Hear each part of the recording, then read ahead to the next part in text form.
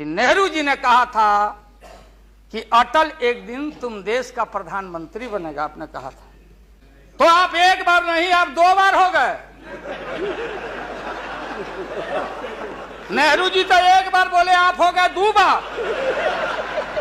आप तो जान छोड़िए मुल्क का। वहां हो गए, दूसरे का दे दीजिए।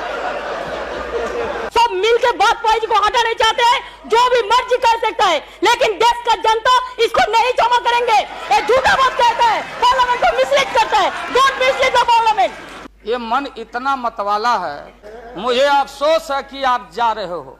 कहीं मेरे चाचा बैठे हैं, गफूर चाचा, कहीं मेरा भाई बैठे हैं नीतीश कुमार। तो आज गद्दा चलाना पड़ रहा है तुम्हारे पीठ पर हम लोग को। हमारे मुंह में सीधे 32 दांत है, उनके पेट में नीतीश के दांत है। आज जो हम लोग आंख से देखा है, आज जो कान से सुना है, लालू यादव नहीं देखा, दुनिया ने देखा है। हमसे बढ़ के कोई महिला का देगा नहीं सम्मान। क्या कि सत्सैया के दोहरे और नावक के तीर आ देखन में छोटे लगे, घाव करे गंभीर।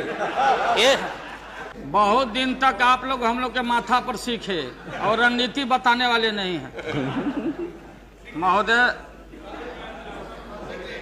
अध्यक्ष महोदय, अध्यक्ष महोदय,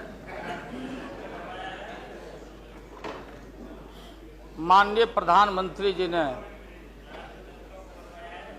जो विश्वास का मोशन लाया है, उसके विरोध में मैं बोलने के लिए खड़ा हुआ हूं। माननीय प्रधानमंत्री जी ने कुछ बोलने के पहले पूरे प्रतिपक्ष से जानना चाहा क्या विकल्प है, कैसी सरकार आप लोग बना रहे हैं, थोड़ा हमको बता दीजिए ताकि बाद में भी हम अपना काम चला लेंगे। प्रधानमंत्री जी को धन्यवाद देते हैं, वो चेतनशील व्यक्ति हैं। ठीक आज से 4 दिन पहले माननीय प्रधानमंत्री जी ने, अटल जी ने अग्नि परीक्षण के समय शाम को राष्ट्र को संदेश दिया था। एकाएक हम लोग सुने कि राष्ट्र को संबोधित करने वाले हैं प्रधानमंत्री जी। सब कार्यक्रम छोड़ के हम लोग बैठ गए टीवी पे और हम लोग इंतजार में थे कि चेतनशील व्यक्ति हैं, गलत कुसंगति में फंसे हुए थे। अभी उनको चेतना जरूर जगी होगी। जैसे रहीम ने कहा था, जो रहीम उत्तम प्रकृति का करी सकत कुसंग, और चंदन विष व्यापते रहे लिपटे रहत भुजंग। इसका यह मतलब ये हुआ कि जो अच्छे इंसान होते हैं, अगर कुसंगति में फंस गए तो उनके ऊपर कोई असर नहीं होता है। जैसे चंदन के को पूरा चंदन को विषधर लपेट के रखता, चंदन पर उसका असर नहीं होता। लेकिन दुर्भाग्य है हम लोग के इस देश का, नैतिकता का पाठ पढ़ाने वाले हम जैसे लोगों को बताने वाले, सत्ता ऐसी चीज होती है, सत्ता की ऐसी भूख होती, न जाने कितने राजे महाराजे, कितने रूलर आए इस देश में और बोलते चले गए हम धरती पर कब्जा कर लेंगे, हम किसी को आने नहीं देंगे। रावण भी आए तो बोले कि हम सीढ़ी लगाएंगे स्वर्ग में, लेकिन धरती ज्यों के त्यों है और खामोश है। ये जो मन है, ये मन इतना मतवाला है कि चेतता नहीं। जा सुनिए सब, उसमें हम सब लोग हैं। आप सुनिए भाई, उसमें हम सब लोग हैं। हाँ, वो बता रहे हैं, वो भी बता रहे हैं। मुझे अफसोस है कि आप जा रहे हो। कहीं मेरे चाचा बैठे हैं, गफूर चाचा, कहीं मेरा भाई बैठे हैं नीतीश कुमार, लेकिन धर्म अधर्म की बारी आई है। आज गद्दा चलाना पड़ रहा है तुम्हारे पीठ पर हम लोग को। चिंता मत कर। तो ये जो मन है मत वाला, कहीं हम लोग के गुरु जौहर साहब बैठे हुए हैं, गुरु थे हम लोग के। मुझे अफसोस है, मैं आता हूं कि ये जो मन है माननीय प्रधानमंत्री जी मतवाला, भोला, ठुमक ठुमक के थिरकता है, चाहे होली हो या कोई हो। जैसे आप थिरक रहे थे और हम कपड़ा फाड़ के पटना में होली गा रहे। ऐसे ही लोगों के लिए ये धरती ज्यों का पृथ्वी खामोश है, वहीं ज्यों का त्यों है। सूफी आए, संत आए, आपके सूफी संत जैसे अडवाणी जी बैठ के उपदेश पढ़ा रहे थे। आपने सोचा नहीं कि आपका सत्यानाश क्या हुआ, किसने किया ये बात। उन दिनों में सूफी आए, संत आए और भटकते इंसान को, मतवाला इंसान को, जो बहन को बहन नहीं समझता, माँ को दूसरे की माँ को माँ नहीं समझता, दूसरे के बाप को बाप नहीं करता, प्रणाम नहीं करता, तो सूफी और मौलाओं ने कहा कि दौलत, दुनिया, माल, खजाना दुनिया में रह जाएगा और मुट्ठी बांध के आया बंदा हाथ पसारे।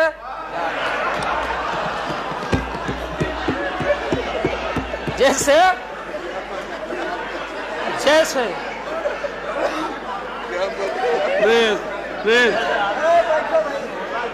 लेकिन ये जो मन है, ये जो मन है मानता नहीं। आपने कहा था यहीं, अरे बन रीता वर्मा, अभी भी आपका स्वाभिमान जगना चाहिए। अरे तुमको डिप्टी स्पीकर भी लोग नहीं बना सके। बैठ जाओ, इसलिए मैं कहना चाहता हूँ। लालू प्रसाद जी, हाथ पसारे जाएंगे ऊपर। बैठे बैठे बैठे। माननीय दिन दशा आपके 13 महीने के शासन में, मुझे अफसोस है 13 महीने के शासन में हम लोग के पुराने गुरु जौहर साहब के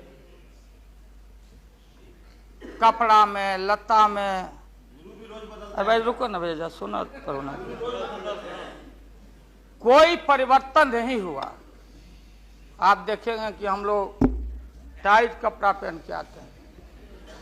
जौहर साहब का पोशाक देख लीजिए, और बिहार में जाते हैं तो फिर वहां पोशाक आप देख लीजिए, अरे भाई फटा, यही स्थिति उनकी रह गई। अब उनका क्या दोष हो सकता है? तो आखिर इनका और उनका जो मिलन हुआ, जौहर साहब का और रूमर फ्लोटिंग सेंटर का जो मिलन हुआ, तो ये बड़े सोच समझ के हुआ। तो जौहर साहब के मामले में जो भ्रष्टाचार पर सोच है, जो बताते रहे हैं, हम लोग को जेल भेजवाते रहे हैं। राबड़ी देवी महिला मुख्यमंत्री, जिसका मुकदमा में नाम नहीं हो, अपमान कराते रहे हैं। राबड़ी देवी मिलती है माननीय प्रधानमंत्री जी से मेरे साथ में। प्रधानमंत्री जी ने माना कि बहुत गलत काम हुआ, तो मैं फिर आऊंगा। आपने कहा था कि दुनिया का सबसे बड़ा स्काम है पशुपालन स्काम। आएगा दूध का दूध, पानी का पानी, जैसे सारे बैठे हुए लोग। अब बचा कौन है इस मुल्क में? कौन बेदाग बैठा है? और मैं इन चीजों को, आज कोई छेड़छाड़, कोई बात नॉर्म्स के खिलाफ मैं जाना नहीं चाहता हूं। बातें दबाई नहीं जा सकती है। चाहे जितनी बातों को हम जहां भी थापर साहब के टीवी में या जहां भी हम कोई बातों को कह डालें, बात दबती नहीं है, अभिलेख मिटता नहीं है। आप माननीय प्रधानमंत्री जी, आपने चिंता जताई और इतिहास को आडवाणी जी, गृह मंत्री जी ने गृह को खराब किया है। आपका जो गृह है उन्होंने खराब किया है। और आप मतवाले की तरह, आपका ज्यादा दोष नहीं है। मैं किसी को अपमान करने के लिए नहीं कहता हूं। मैं जन्म लिया था फुलवरिया गांव गोपालगंज में, फुलवरिया गांव में, तो हम लोग को मालूम नहीं कि हमारे भविष्य में क्या लिखा है। तो ये गोसाई लोग एक ऐसा रखते थे पशु बैल, आंख पर मासा है, पीठ पर पैर है, बहुत छोटा नाटा है, जिसको नादिया बोलते उत्तर प्रदेश में। हम लोग अपने यहां बसहा बैल बोलते। भोला बाबा, शंकर बाबा का अवतार माने बसहा बैल। और वो जो गोसाई है, कपड़ा उपड़ा उड़ा के और हजारों चिट्टी कौड़ी उसमें साट के रखता, गेरुआ बस्तर पहन लेता। और हमारे साधु लोग जो ये बैठे हैं, देखिए, इसी रूप में रहता। वो बेचारा गरीब है, वो लेके गांव गांव घूमता, मेरे गांव चलाया मेरे पास। मेरी मां बैठा दी ओरी के नीचे खपड़ा घर के, देखो बाबा दिखवा दो मेरे बेटे के भाग में क्या लिखा हुआ। ये हम ही अकेले नहीं, लाखों लोग जो गांव से आते उनको इन बातों की जानकारी है। अब वो गोसाई बाबा दोनों हाथ को मुट्ठी बांध के आगे करते कि इसमें नौकरी मिलेगा कि नहीं, या इसमें नहीं मिलेगा। तो दोनों मुट्ठी जब आगे करता तो गोसाई बाबा बोलता, बोलो भोला, देखो देखो इसके हाथ में क्या लिखा है। तब बैल का स्वभाव है बसहा का कि जब मुट्ठी बढ़ाइएगा तो समझेगा कि कुछ खाने को दे रहा है। तो कभी बाएं में, कभी